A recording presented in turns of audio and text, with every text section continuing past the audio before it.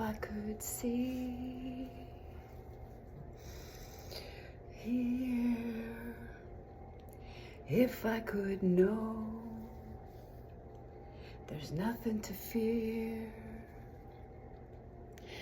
If I could see, if I could see, that means that's finally eternity. If I could see what the angels see behind the walls, you and me, the truth set me free. Live this life differently if I could see. Yeah.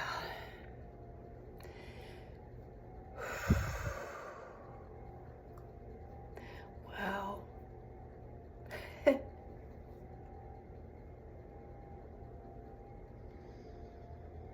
I'm a case. Aren't we all?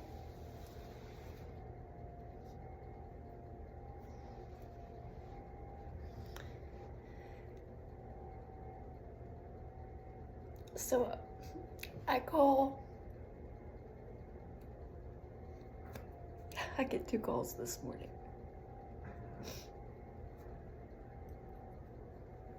I haven't even shared what happened yet. But I get 2 calls this morning.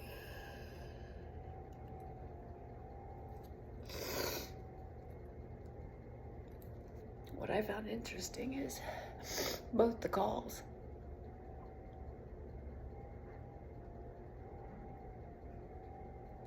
was to fix something. Oh, I'm getting advice.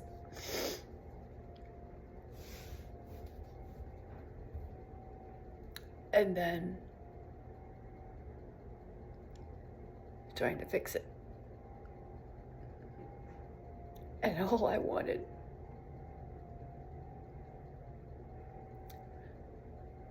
was just to share and have somebody listen. And that's where I'm like, man, I miss your mom. She never tried to fix. She would sit and she would listen and just listen and hold space and just listen.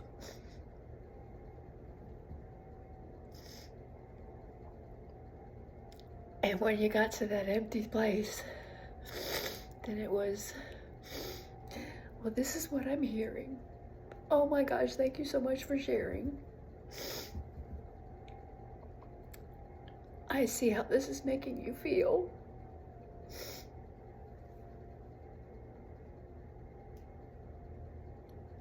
And then she would ask one question, and it would redirect. And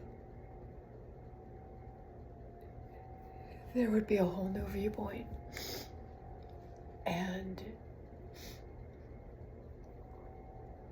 an empowerment and a realization. But the beautiful piece of that is the emotion, the sharing, the feelings, all of that got moved through.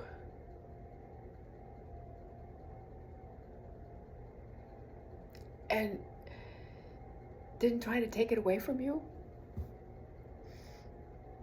Didn't try to anything like that.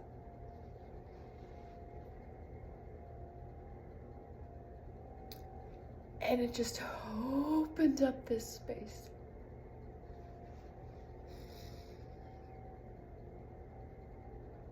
I miss that. And I think that's why I began these journals. Because I feel like I'm speaking with her in a way and sharing.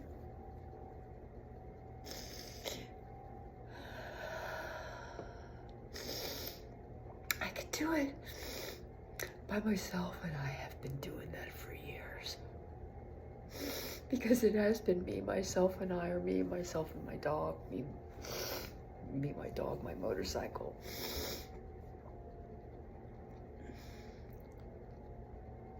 And I've been doing that for years. And then that, having that once a week with my mom, priceless, priceless. I have yet to find a practitioner, counselor, therapist, anyone like my mom.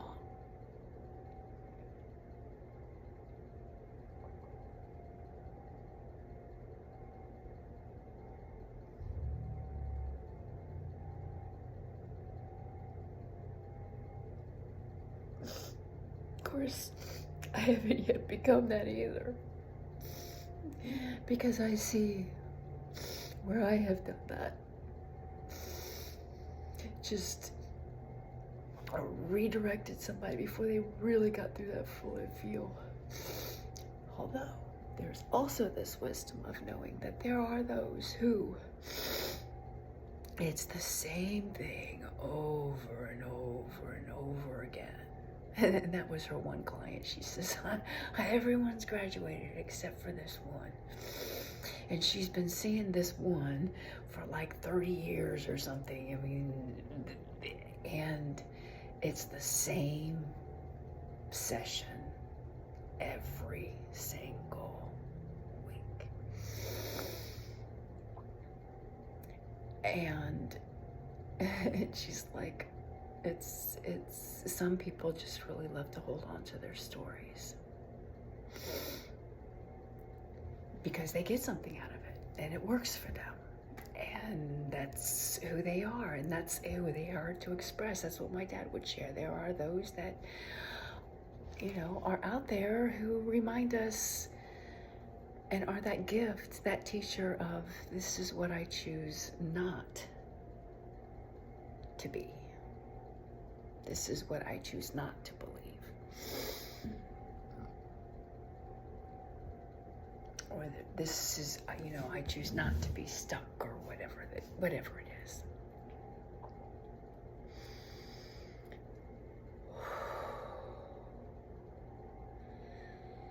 So, wow. Thank you, Mom.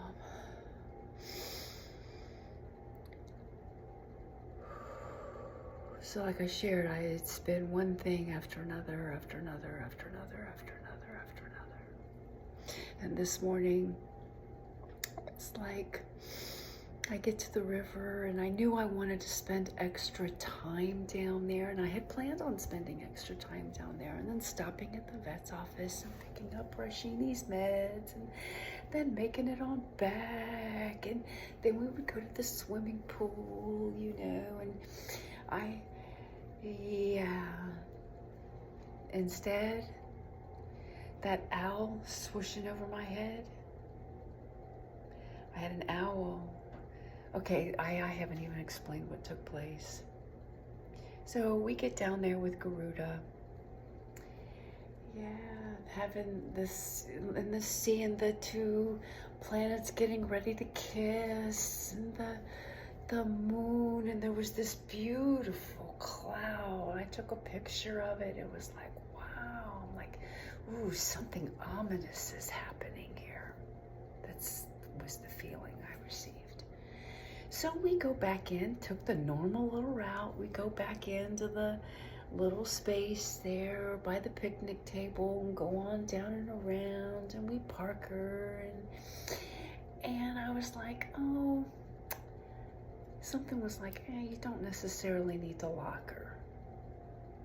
I hadn't planned on walking that far. And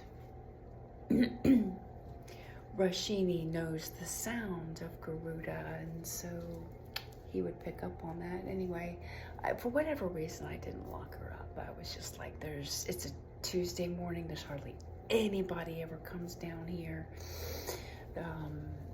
Hardly anybody. I hadn't seen the lady with the dogs. A lot of the snowbirders, they've left for this extreme heat. So it's a lot quieter. There's a difference. And so we go on our walk, and it's like, oh yeah, watching, and I had just slipped my phone into my pocket to take a sip of coffee, and I have my cup and I look up, and this owl comes right at me. I mean, coming straight down the trail, right at me. And I felt the wind, the whoosh, flew right over my head.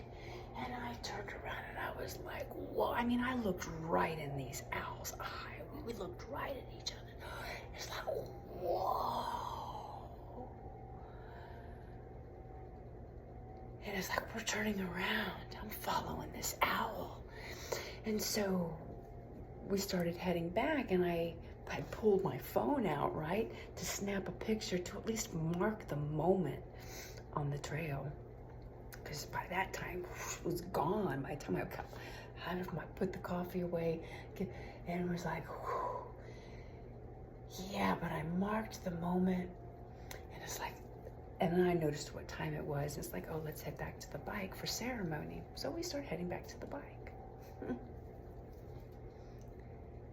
Yeah. We come around and I'm like, Garuda's laying down. What are you laying down for over there, sister? I walk over to her and I'm like, I gotta put y'all down, you know, and like, are you facing the sun? Da da da da da. And I go to stand her up, and it's, oh, 2 flat tires. I just won. Both of them. Flatter than a doornail.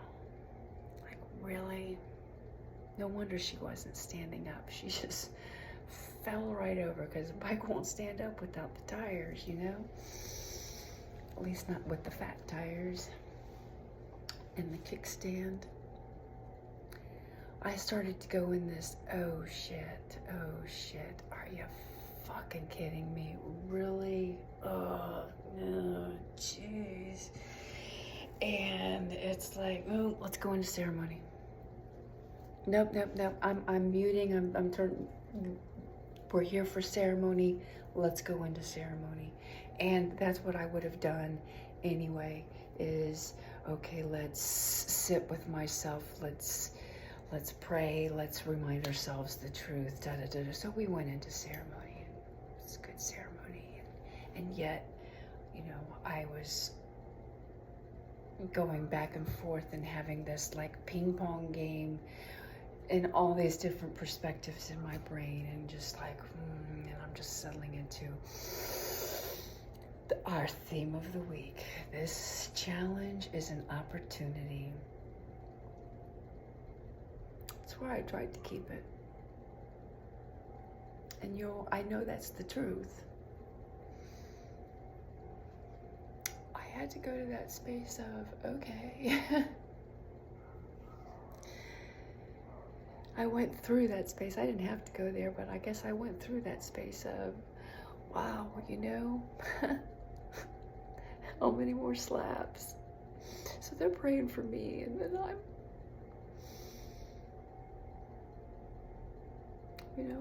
I'm feeling my other sister who's, you know, she's going through her own stuff. You know, there's a lot of, it's a grief. It's a grief,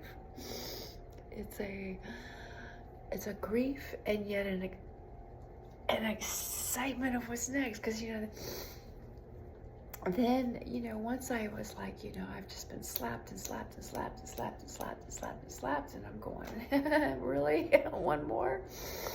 Okay. I got to meet one cool biker and confirmed his coolness with the neighbor who happened to be home. He was able to pull Garuda out of the van, pushed her all the way up to the doorstep for me, and he's like, who is the biker that was telling you about the rubber tires? And I said, I think he was the president and road captain, and they're sober riders. That's the name of their That's the patch, sober riders. And I'm going, cool. Because you know they ain't going to stop at any bars, and you know they're not going to be drinking when you're riding with them. Doesn't matter if they're who they are. I'm like, this is cool. This is cool. I'm like, now that's who I'll join. And then this whole, business thing for one of our fellow veterans to start, the Jew that got the motorcycle, that I gifted the motorcycle to. I'm like, hey, I'm not about starting a business. You have to deal with public, and I'm just like, I don't want to go there.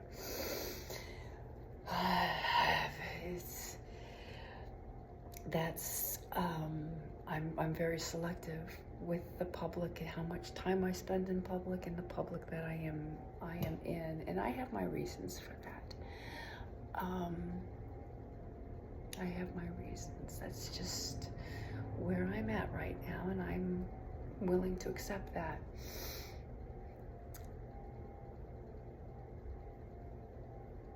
When I do go into public, it's for a specific purpose, for a specific amount of time, around these perimeters, and there you go. And then I'm back into my solitude. This is where Mom and I were very, very much alike.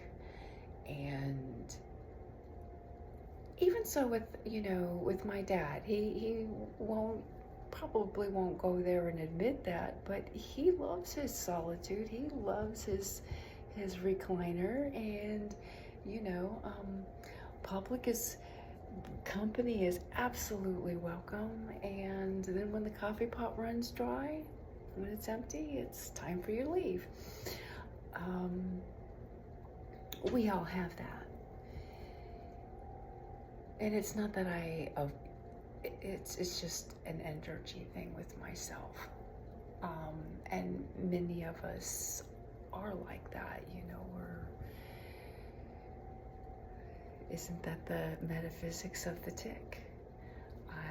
I had someone who was like a leech, like a tick, and draining my life force. And I take responsibility for that. I allowed it. It's that loyalty thing in me. And now I understand discernment, and that life pattern that I unconsciously grew up with. It's my dad had a beautiful share on the All Our Relations Fire Circle, and was sharing that a lot of our stuff that we do is in the unconscious, and when we become conscious of it and we see it, then we can make our discerning decision to do something differently. And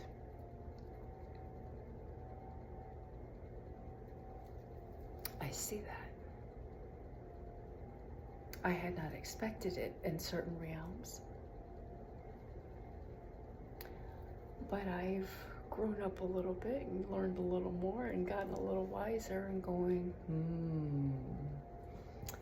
I see you now. Now, does it mean I'm going to cut you off? No, I'll send you love and light.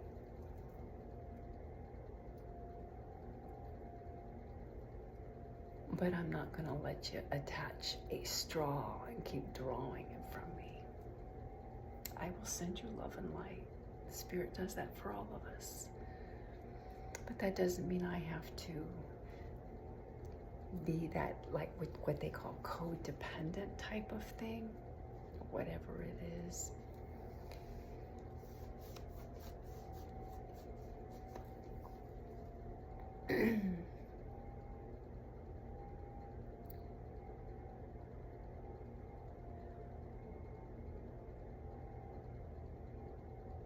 Because it is me, myself, and I. I mean, when you boil it right down to it, it's me, myself, and I. I choose not to feed that within myself anymore. I choose not to feed that within myself anymore, or this, or that, or this, or that.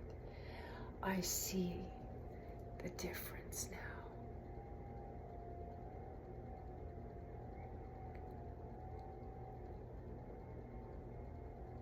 And that's one of the beauties of this new relationship I have, not only with myself, but the family within myself.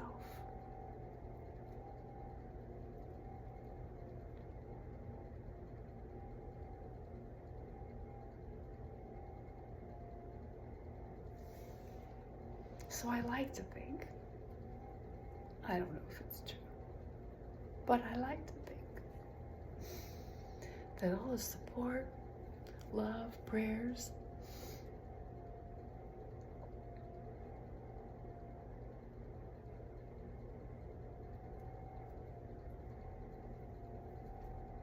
they multiply through me, and I send them back tenfold.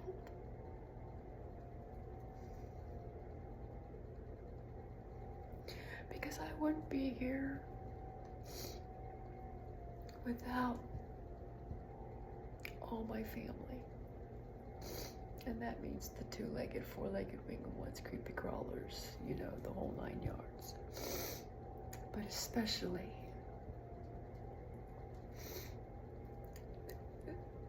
my family.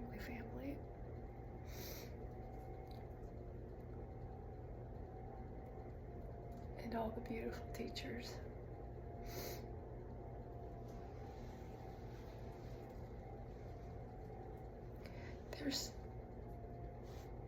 Hold on.